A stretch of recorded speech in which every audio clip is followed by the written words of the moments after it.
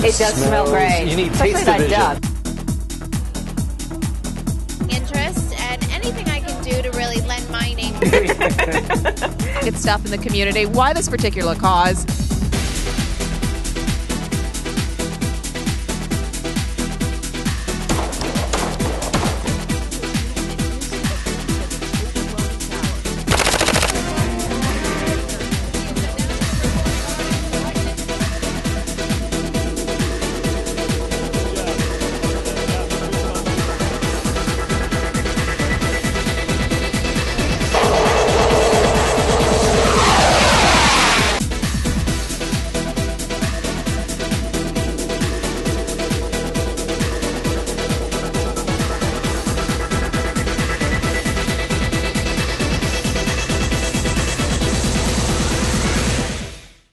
Well, if you love Southern comfort dishes like gumbo and jambalaya, then you've got to check out this local landmark. It's Dookei Chase's restaurant, run by the famous local chef, Leah Chase. When you see Chef Leah Chase with her customers, it is evident they love her as much as they love her famous Creole dishes.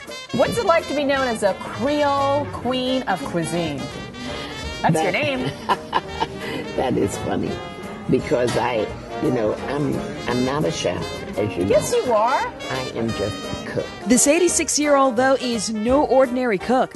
Just try her Southern Creole shrimp clemençon, which is a mixture of shrimp, potatoes, peas, and mushrooms. We met a culinary expert from Los Angeles here. She's Denise Rivaldo, and she just couldn't stop raving about her first meal at Dookei Chase's.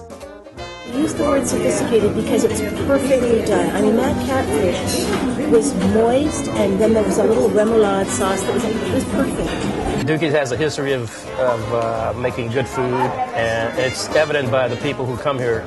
I mean, they come from all over the world. It is a down-home cooking that's kept generations of New Orleanians dining here. Bill Rucker says he's been eating at Dookei Chase's since the 30s when it was just a sandwich shop across the street. Now he still comes in every week for the gumbo. Mrs. Chase's gumbo is always good. She takes a lot of pride in her work.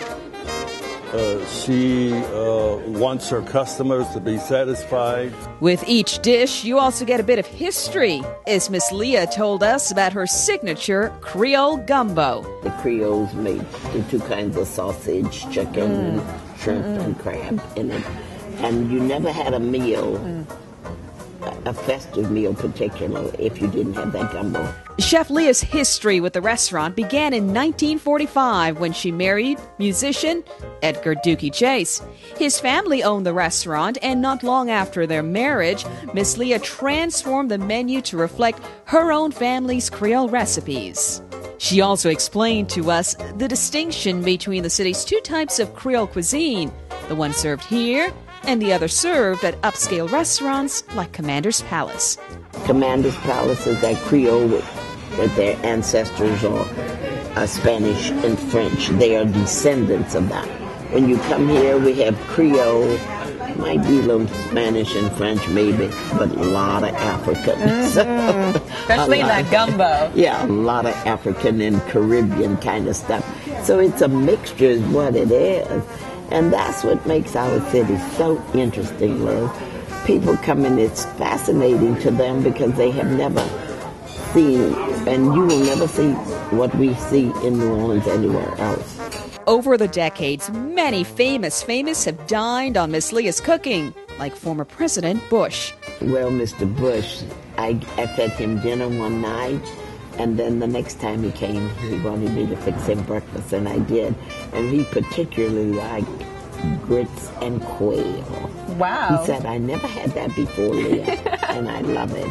But he was a very kind man. Also, the man who went on to become the next president. He said, I wanted gumbo. That's what I came for, gumbo and fried chicken, but I don't have time. So I fixed the fried chicken for him to take on the plane, and he sat to eat the gumbo. Well, my dear, he sat to eat the gumbo before he put a spoon in his mouth. He sprinkled hot sauce in it. Mr. Obama, you don't put hot sauce in my gumbo. You did not tell him that. Yes. He said, but I like it. Okay, but you like it, so but you just don't put it in my gumbo. But he's a very gracious man. It's also the landmark restaurant that fed many famous entertainers during the years of segregation when there was nowhere else for blacks to eat in New Orleans. Duke Ellington. Horn, Sarah Vaughan. What Lena Horne liked to? Lena Horne loved fried chicken. You could just give her fried chicken all the time. And more recently, the famous Jackson 5. I fed the Jackson 5s till they got to be 15. They came to New Orleans about 4 times. And every time they would come here for one meal, and they were too cute. They liked pork chops and sweet potato pies. Over the years, the award-winning chef, TV personality, and author has won numerous awards for her culinary and community work. Her most recent award bears the name of another local culinary expert known as New Orleans restaurant royalty. This is the Ella Brennan Award that was given to me by the Restaurant Association too, and I guess it's for work you do. And anything you receive to me with that name, Ella Brennan, that woman is unbelievable, and I think She speaks so highly of you, Ella Brennan. she is a great lady. Let me tell you about this lady. She will help you do anything, and that's part of her success.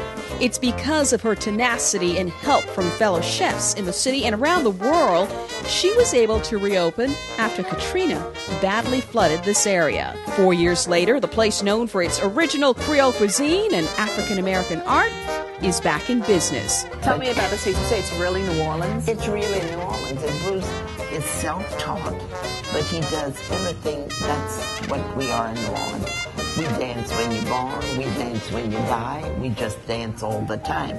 Thanks to her influence, art, food, and history can be found and enjoyed again at Dookei Chase's restaurant, where Miss Leah will be more than happy to give you some good food, a hug, and a little conversation.